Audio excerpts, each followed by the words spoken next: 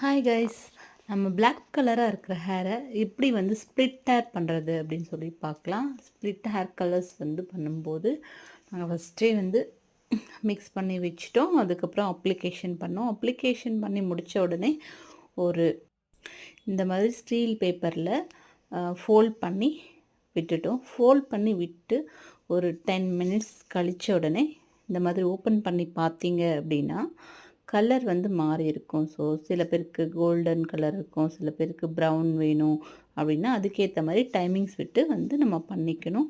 So இவங்க வந்து gold colour வேணும்னு கேட்டதால் இவங்களுக்கு வந்து கோல்டு கலர் பண்ணியிருக்கோம். ஆஃப்டர் வாஷ் பண்ணி முடித்ததுக்கப்புறம் அந்த ஹேரோட கலர் எவ்வளோ பியூட்டிஃபுல்லாக இருக்குதுன்னு பாருங்கள். இந்த ஹேரோட கலர் வந்து சூப்பராக ஸ்ப்ளிட் கலர்ஸ் ரொம்ப அழகாக வந்திருக்கு இல்லையா? இந்த ஹைலைட்ஸ் வந்து பார்க்கவே ரொம்ப சூப்பராக இருக்குது. Thank you.